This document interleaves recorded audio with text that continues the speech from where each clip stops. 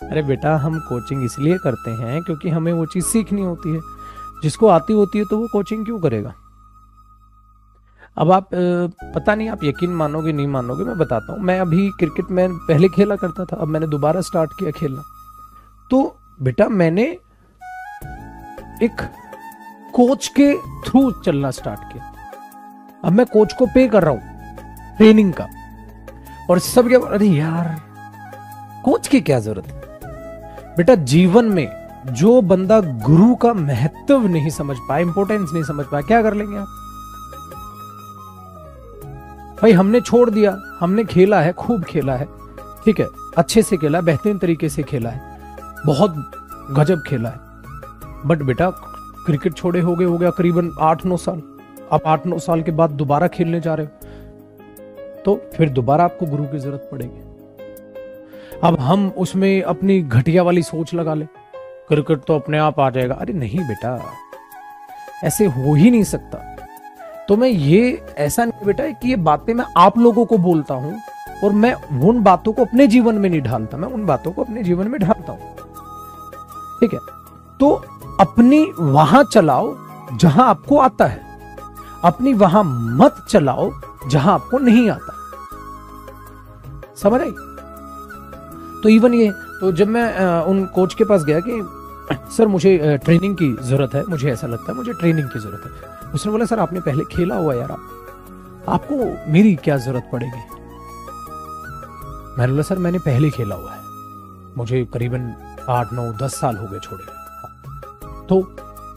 तो जो वो टेक्निक थी 10 साल पुरानी, वो 10 साल बाद थोड़ा ना काम आएगी, नहीं काम आएगी। तो जो आप मुझे 1 या 2 या 3 महीने में सिखा दोगे, वो मैं खुद ठोकर खा खा के 1-1.5 साल में सीखूं। समझ आई आपको बात। तो ये चीज जिस दिन आपके दिमाग में आ गई, वो एक बहुत प्यारी कहावत है बेटा, जिसका काम उसी को साजे, जिसका काम है वो उसी पर शोभा देगा। तो ये चीज लाइफ में बेटा, एक इतना छोटा सा बच्चा आपको बहुत कुछ सिखा सकता। सबसे पहली चीज तो आपको यही सिखा देगा कि खुश रह ले भाई, हंसता रहता है। बच्चों को देखा ना, बच्चों के साथ आप क्यों खुश रहते हो, वो हंसते रहते हैं बेचारे। आप उनको हंसने की बात में आप उनको बोलो पत, वो हंसेगा। तुम करोगे धत, वो हंसेगा। कुछ चुटकुला नहीं सुना है क्योंकि वो खुश है। तो बेटा जीवन में गुरु तो क्या पता आपको एक छोटा सा, गुरु का मतलब क्या होता है, जो भी आपको कुछ सिखा दे। तो जीवन में मेरे बच्चे छोटी से छोटी चीज, बड़ी से बड़ी चीज आपको सिखाएगी। तो एक साल का, 2 साल का, 3 साल का, 4 साल का बच्चा हो, वो आपको बहुत कुछ सिखा जाएगा, अगर आपके सीखने की नीयत होगी तो। ठीक है। रात के मैच में कल क्या हुआ, कल के मैच में हम बहुत बुरी तरीके से हार गए क्योंकि नाइट मैच खेलने का एक्सपीरियंस नहीं था। चलिए, तो ये चलिए करें। तो जिसका काम उसी को साजे, गुरु की जरूरत हमेशा और हर एक को रहती है। ठीक है।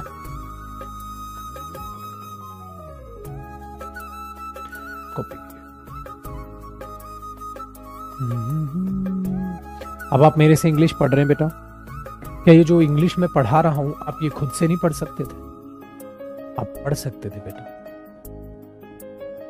आप बुक्स खरीदते फॉरेन राइटर्स की, आप बहुत सारी बुक्स पढ़ते रहते, तो आपको एक्सपीरियंस होता रहता, आप सीख जाते, सीख जाते। बट होगा क्या बेटा, आप समय ज्यादा लगा लेंगे, और हमारे पास समय की कमी है। तो हमने क्या किया, हमने एक गुरु को चुना, चलो सर आप पढ़ा, तो वो हमारा क्या बच जाएगा, समय।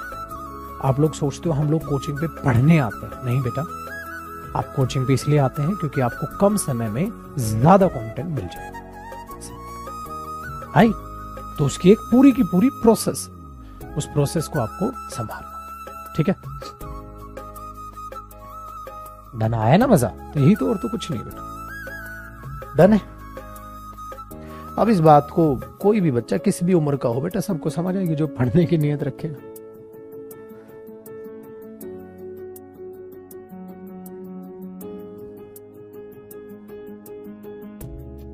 आगे बढ़ ले भाई।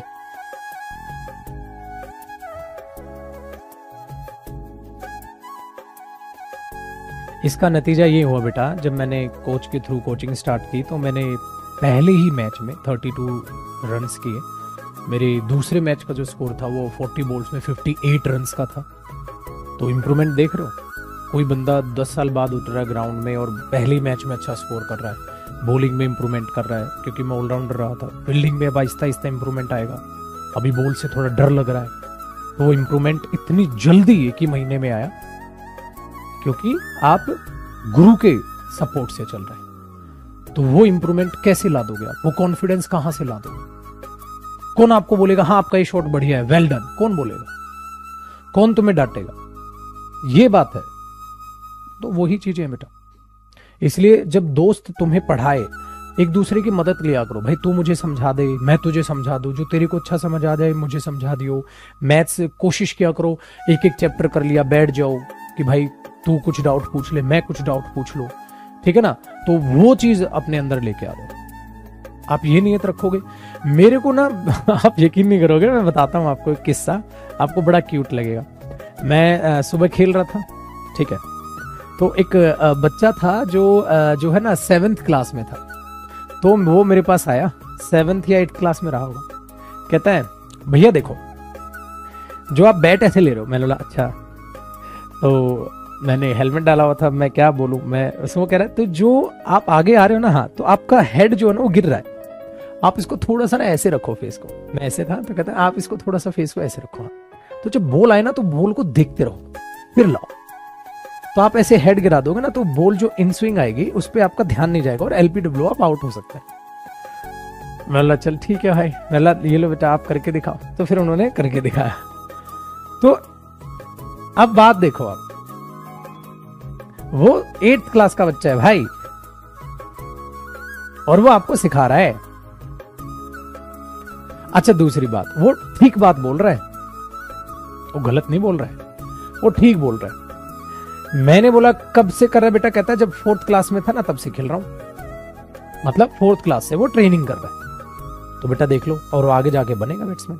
तो इतने छोटे छोटे टारगेट चुन लेते हैं, ठीक है?